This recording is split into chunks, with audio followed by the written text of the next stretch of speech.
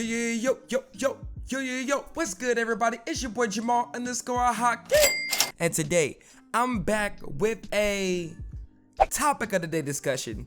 Listen, people, this is going to be a little bit different. As you can see in the title, this is going to be something along the lines of how I survived nursing school.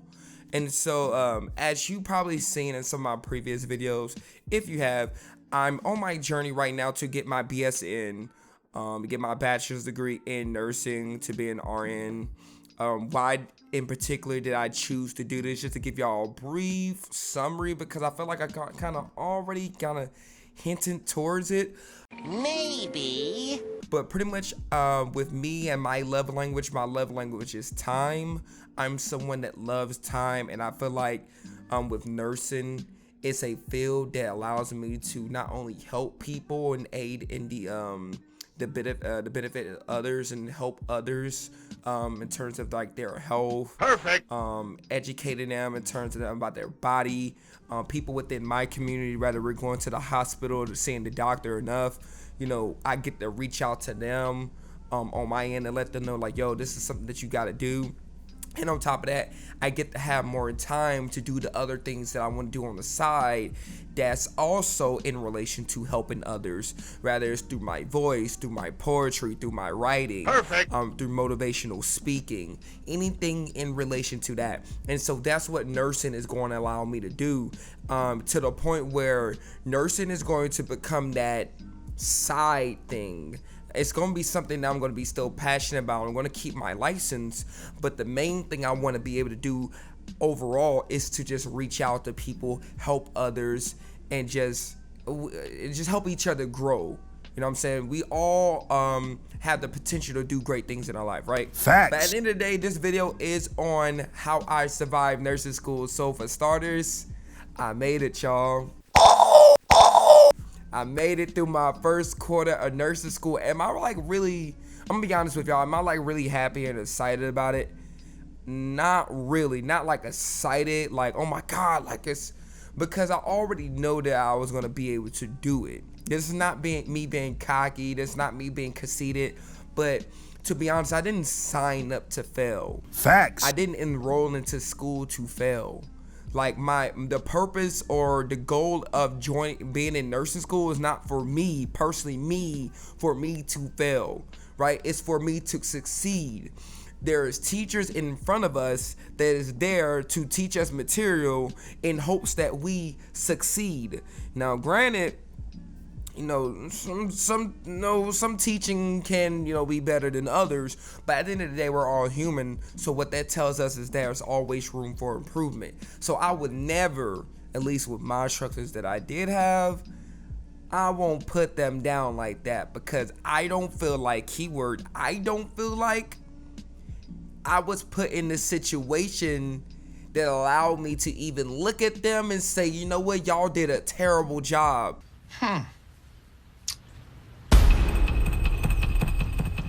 Because for me, the material was there.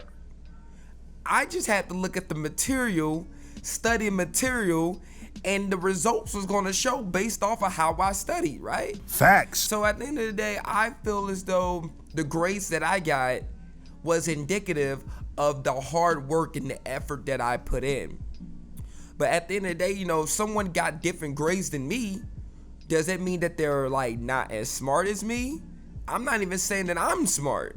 All I'm saying is there's this rule that I like to keep in my head. If anyone's ever heard of this whole thing of like the 10,000 hours, what that means is if you put 10,000 hours in any given craft that you do, whether it's sewing, whether it's learning how to cook, whether it's basketball or any extracurricular activity that you like to partake in, if you put 10,000 hours into working out, what that means is you're going to become a master of it.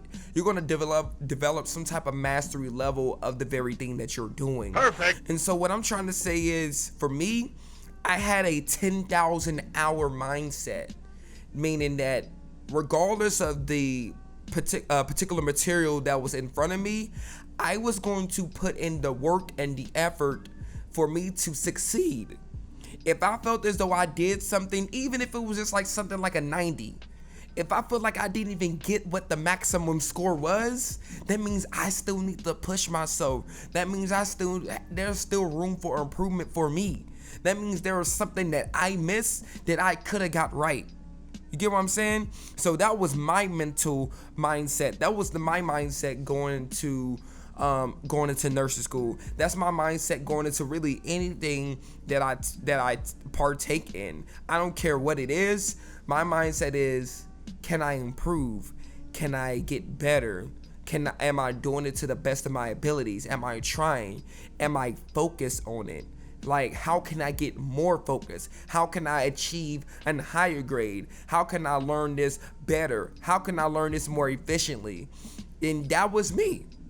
That was the lane I was in. Granted, unfortunately, there were some people, I guess, probably didn't fall into that category. Maybe some people had some outside circumstances that literally prevented them from performing to the best of their abilities, and I get it. Maybe I don't fully get it because I don't want to lie to you. I don't fully get it because I'm not you, but I get it from the standpoint of adversities coming in. But understand that God doesn't put things in front of us that He know we can't handle. Oh, is that so? So with those adversities that's put in front of you, know that they are put in front of you because that means that you're on the right path. That means you're in the right direction to where you're trying to head to. The adversities doesn't mean that you need to turn around and go a different direction. The adversity doesn't mean you need to stop going in the direction that you're trying to head to. The adversity doesn't mean that the destination that you had in mind, it shouldn't be a place where you should go. It doesn't mean that. The adversity just means you should even go there even more. The adversity just means you should push yourself harder. The adversity just means you should be more focused on the very thing that you want more, because that picture of it should be even more clear. You get what I'm saying? And that's what it's like for me personally. If I see adversities, I start doing this right here. I'm like, yeah, it's game time, baby. It's like nut up or shut up.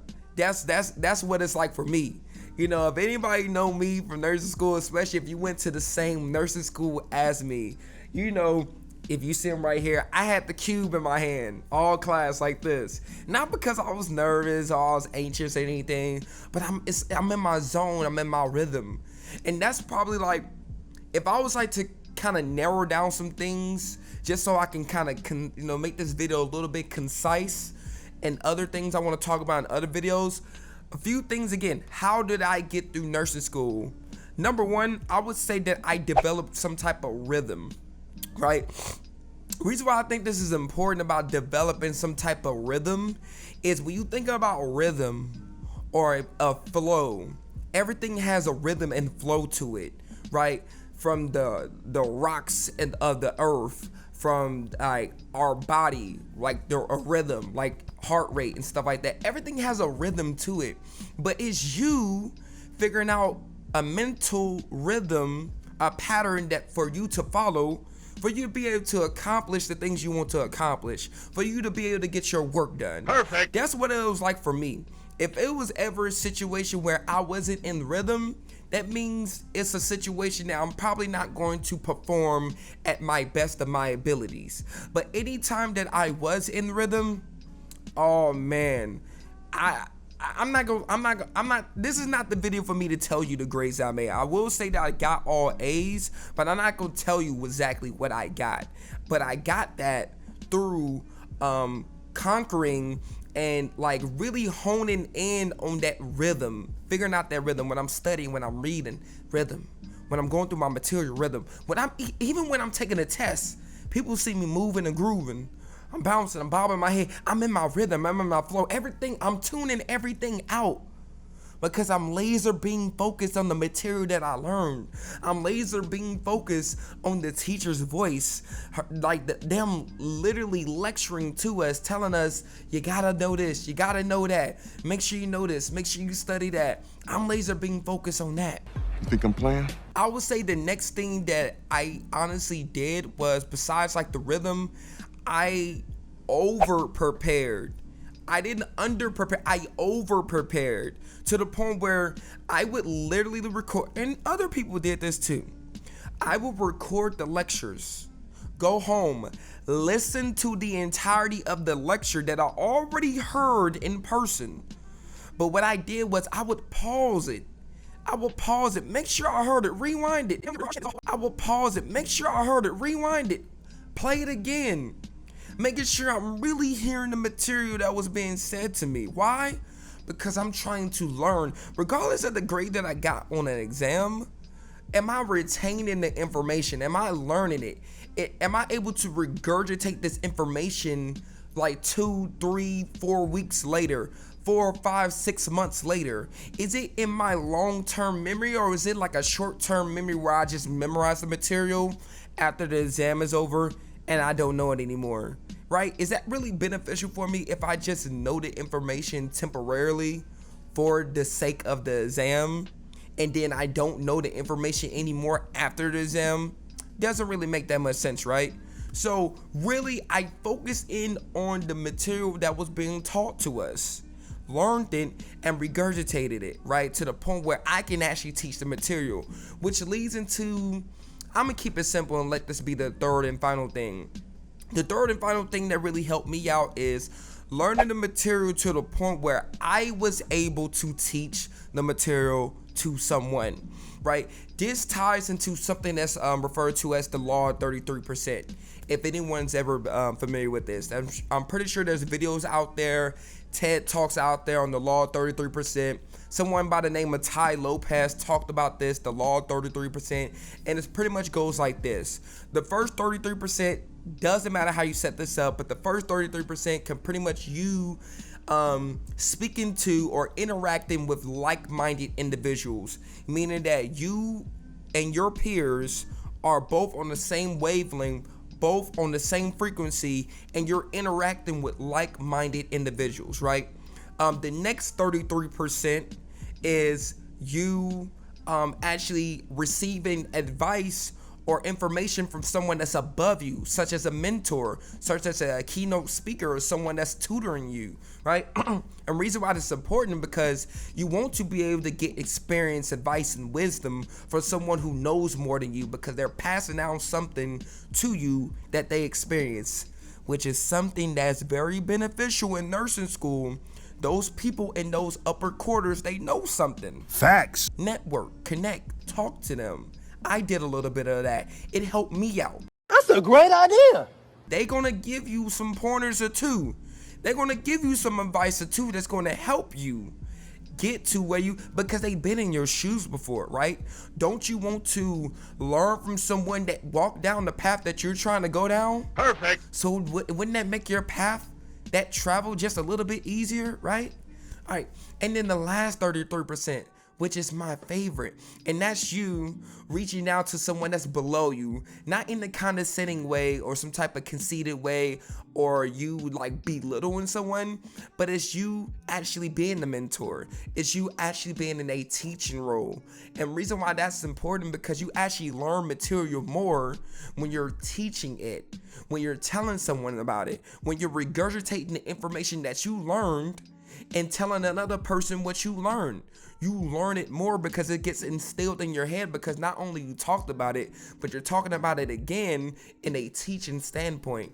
And that's where I come in. And that's when I learned to focus in and hyper focus on that, and really utilizing the law of 33% and combining all of it together. That's what helped me get to where I am now. Now, do I feel like I'm the best Jamal that could be? No, there's always room for improvement. Although I got all A's, could I have made improvements on the grades I got? Yes, heck yeah. There's always room. I'm not even a nurse. What that tells you, there's always a next level up, no matter what it is. I don't care if I was like the best in my, I'm not saying I was. Listen, I'm not saying I was the best in my class. There were kids that got higher grades than me. I'm not even saying all that.